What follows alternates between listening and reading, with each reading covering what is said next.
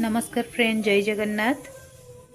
पियाज फूलर यही पकुड़ीटी बनवाई मुझे नहीं कि पियाज फूल नहीं देखु पूरा ग्रीन ग्रीन होती कि सुंदर होती मुझे गोटे आलू और ये नहीं फाड़े बंधा कोबी को या आम छोट छोट कर काटिकी नहीं जावा।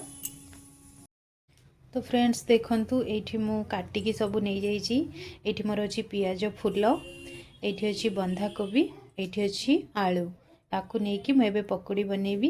एबे इथरे लुण आउ लंका गुंड जीरा पाउडर या सब मुझे देदेवी।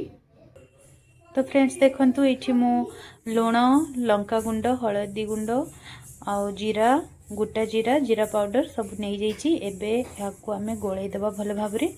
तापरे आमे नहीं जीवा बेसन। तो देखंतु एठी मु गोलाई की नहीं जाइए सबू बेसन सहित।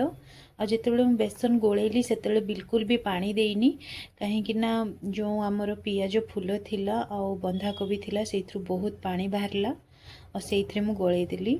एबे याकू आमे छाणीबा। देखंतु एठी गोटे कढ़ाई रे मु तेल गरम करके नहीं और एथिरे आमे छाणीबा।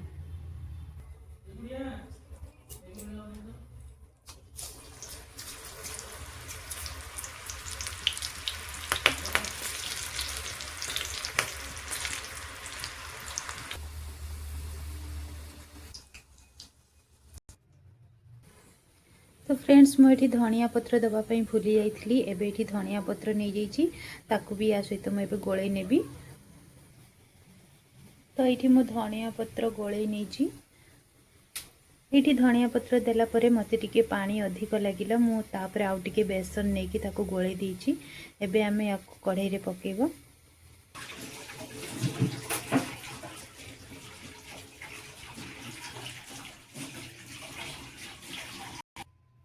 तो फ्रेंड्स एठी हमरो पियाज फूल पकोड़ी रेडी हो जाइए।